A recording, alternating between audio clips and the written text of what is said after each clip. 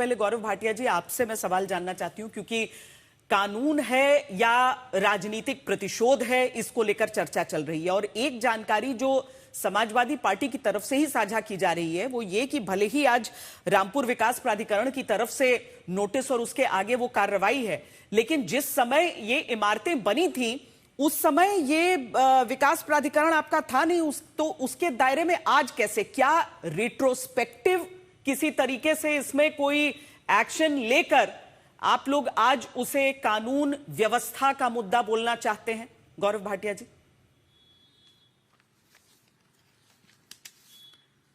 देखिए श्वेता जी, सबसे पहले कानून की बात होनी चाहिए।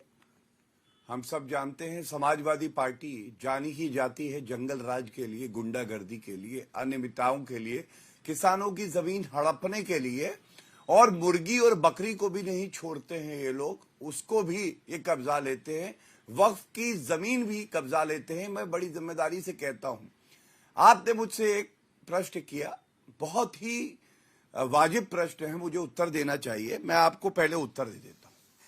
देखिए, आपने सही कहा, रामपुर डेवलपमेंट अथॉरिटी बाद में आई। इससे पहले जो जमीनें होती थी, तो जो जिला पंचायत होती थी, उससे आप अनुमति लेते हैं, मंजूरी लेते हैं, फिर आप भवन इमारत वहां खड़ी करते हैं।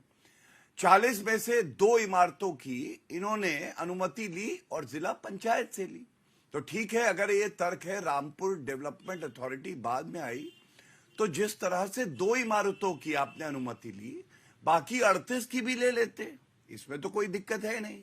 और जब रामपुर डेवलपमेंट अथॉरिटी आ गई, तो ये डेवलपमेंट अथॉरिटी का कर्तव्य है श्वेता जी, कल को हमारे बच्चे वहां पढ़ाई करते हुए अगर कोई इमारत गिर जाए और किसी बच्चे की दुर्भाग्यपूर्ण मौत हो जाए, मुझे आप बताइए, क्या ये टूटी साइकिल वाले गैर जिम्मेदार लोग उसकी जिम्मेदारी लेंगे? हर कोई और सही तरीके में पूछेगा सरकार से कि ठीक है, एक गलत तरीके से अवैध निर्माण हुआ, उस पे आपने कार्रवाई क्यों नहीं करी?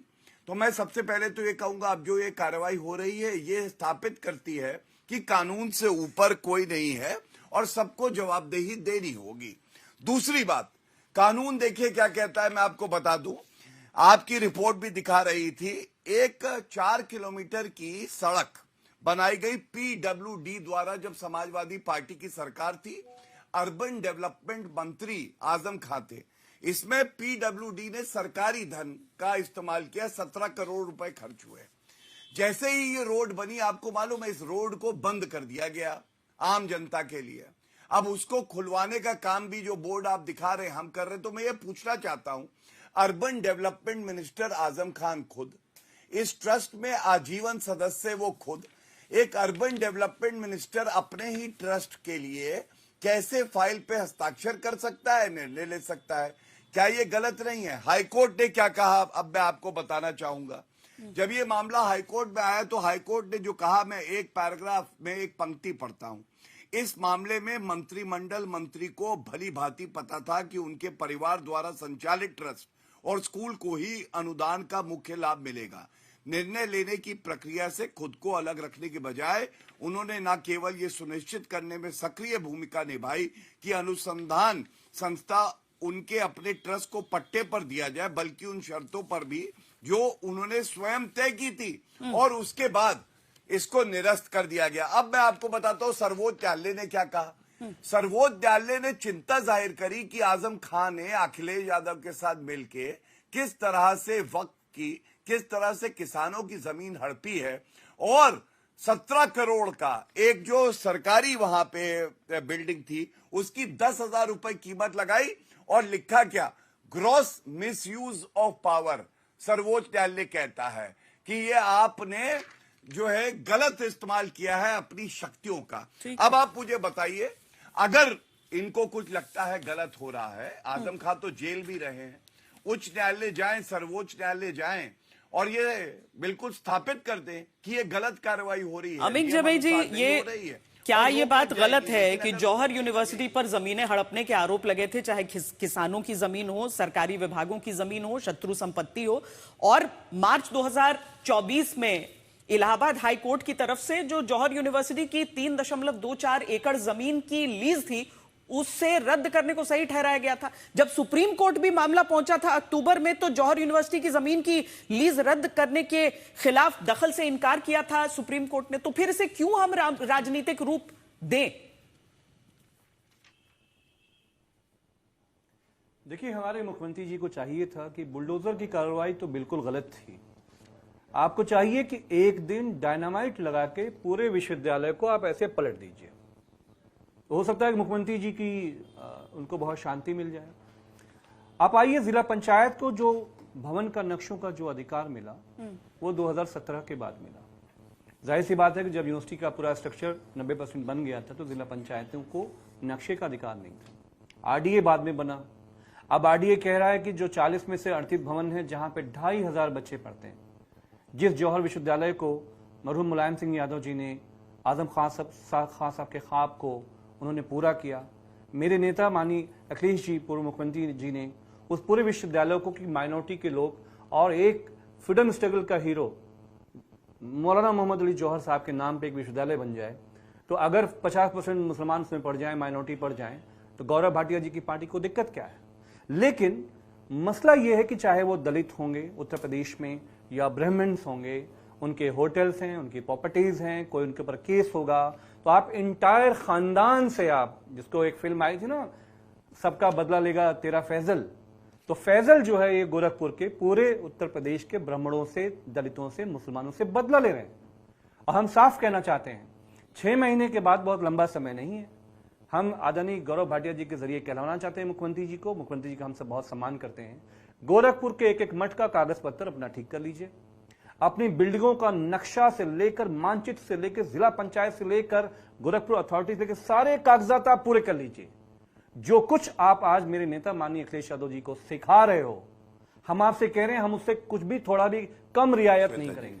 लेकिन जब पंचायत और आरडीए को अधिकार ही नहीं है उस पर कोई डिमोलिशन की कार्रवाई का, तो वो नहीं, कैसे आप केवल ये राजनीतिक अथॉरिटी के अंदर में डीएम राजनीतिक बदले की कार्रवाई की बात कर रहे हैं या आप कह रहे हैं कि गड़बड़ी हुई है?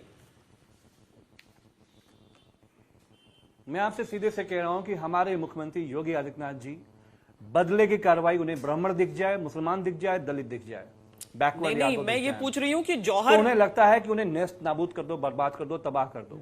जो अदालत की तो तरफ से भी जो जौहर फैसला आया और अब जो विश्वविद्यालय जौहर विश्वविद्यालय को लेकर है, उसके साथ आप गोरक्षनाथ पीठ को क्यों रख रहे हैं? आप गोरखपुर में ये क्या धमकी, चेतावनी किस रूप में समझें कि वहां के पेपर दुरुस्त कर लें? मैं बहुत साफ, मैं कोई इसमें कोई लाग लपेट मैं नहीं कर रहा हूं। अच्छा, जो भारतीय जनता पार्टी सिखा रही है समाजवादी पार्टी को, उसके लिए कल तैयार रहे। समाजवादी भारतीय जनता पार्टी का एमएलए तैयार रहे, इनका एमपी तैयार रहे, इनका मिनिस्टर तैयार रहे। लखनऊ के अंदर 90% बिल्डिंगें अनाधिकृत हैं, मानचित्र नहीं है। गौरव भाटिया जी लखनऊ के रहने वाले हैं, पूछ के बताएं कि कितनी बिल्डिंगें आपने गिरवाई, क्योंकि वो आजम खान साहब का ख्वाब था। आजम साहब, एक मुसलमान ने विश्वविद्यालय के बारे में कैसे सोच लिया? बिल्डर बन जाओ, क्रिमिनल बन जाओ, लेकिन शिक्षा कैसे देना चाहते हो? यही बात सबसे ज्यादा टीस आजम साहब के खिलाफ हुई। तो मेरे नेता माननीय अखिलेश जी ने बहुत साफ कहा है। आखिरी बात मैं 10 सेकंड में कह रहा हूं, अखिलेश जी का साफ कहना है 2027 के बाद जौहर विश्वविद्यालय को दोबारा समाजवादी सरकार में खड़ा किया जाएगा। अगर 10,000 करोड़ रुपया भी लगाना पड़ा उस विश्वविद्यालय को खड़ा करने के लिए, तो जो नुकसान हुआ है उस नुकसान की भरपाई समाजवादी सरकार में होगी। ठीक है गौरव भाटिया जी, या तो 30 सेकंड में अभी रिबटल या फिर आपको मालूम है कि अभी और आरोप आ रहे हैं, एक साथ आप सबका जवाब देना चाहेंगे? मैं 30 सेकंड में ही रिबटल दे देता जी। क्रम बना रहेगा। 30 सेकंड लूंगा, फिर दोबारा आप आ जाइएगा। देखिए, पहला सवाल मैंने बताया, सर्वोच्च न्यायालय का एक आदेश है कि अपनी ताकत का दुरुपयोग किया गया, कोई उत्तर नहीं मिला। दूसरा, मैंने कहा इलाहाबाद हाईकोर्ट ने कहा है सरकारी रुपए से जो सड़क बनी वो जनता के लिए बंद क्यों की गई, अब खुलवाई गई है, कोई जवाब नहीं मिला। हाँ, एक बात जरूर मैं कहूंगा, एक नोटिस भी दी गई थी और कहा गया था जवाब दीजिए, कागज दिखाइए, अनुमति किससे ली आपने, जिला पंचायत से ली या रामपुर डेवलपमेंट अथॉरिटी से। जब इनको जवाब देना था तो कोई जवाब नहीं दिया। तो श्वेता जी, क्यों ऐसा हुआ? और देखिए, आज अखिलेश यादव ने एक ट्वीट करके शिक्षा की बात करी है। मैं आपको दिखाता हूं, अब तो इनको शिक्षा याद आ रही है। ये आज तक की खबर है, सपा की सरकार थी, बरेली में छेड़छाड़ के डर से 100 लड़कियों ने जाना छोड़ दिया स्कूल। कुछ नहीं किया अखिलेश यादव ने। ये हज हाउस बनाया था 250 करोड़ रुपए में, सामने है। हाँ। तब स्कूल कॉलेज बना लेते। तीसरा, ठीक है गौरव भाटिया जी, कब्रिस्तान जी। के लिए हाँ। इन्होंने 1200 करोड़ 1300 करोड़ रुपया दिया, तब इनको शिक्षा की याद नहीं आई। लेकिन आज ये कहते हैं मुसलमान मुसलमान। अरे भाई, अगर कोई भी गलत गतिविधि करेगा जो कानून संगत नहीं होगी तो कार्रवाई तो होगी। धन्यवाद। ठीक है। वारिस पठान जी, यहां पर बीजेपी आरोप लगा रही है कि समाजवादी पार्टी मुसलमानों के लिए इतना कर रही है। आपकी पार्टी कह रही है कि आजम खान की बात है, अखिलेश यादव तो यहां रथ यात्रा में इस समय मशगूल लग रहे हैं, उसकी तैयारी में मशगूल लग रहे हैं। आपको क्यों ऐसा लग रहा है? और एक तरफ एक पार्टी राजनीतिक रंग दे रही है, आप लोग कम्युनल रंग क्यों दे रहे हैं अब इसको?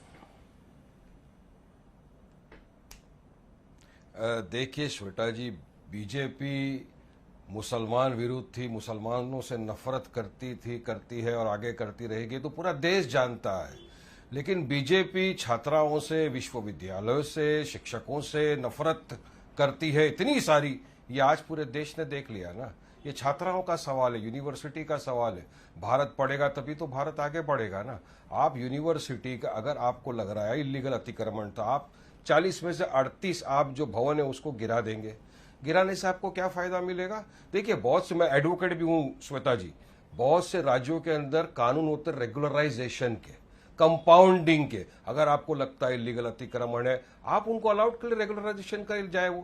वो पैसा भरे या जो भी उसका वो होता है वो भर के उसको रेगुलराइज करे। लेकिन आपको बुलडोजर ही क्यों चला के सब कुछ गिराना है? ये यूनिवर्सिटी को गिराना एक बहुत ही गंदी और सबसे बड़ी गिरी हुई हरकत है। ये समझ में, कोई पॉलिटिकल हिसाब से इसको नहीं बोल रहा हूं। इसको आप स्टूडेंट के ध्यान से देखिए, स्टूडेंट की जिंदगियों से देखिए, स्टूडेंट के करियर से, भविष्य के साथ इसकी आप तुलना करेंगे तो आप कुछ शौक हो जाएंगे कि किसी देश में कहीं पर भी की यूनिवर्सिटी को या स्कूल को नहीं तोड़ा जाता, नहीं बुलडोज किया जाता।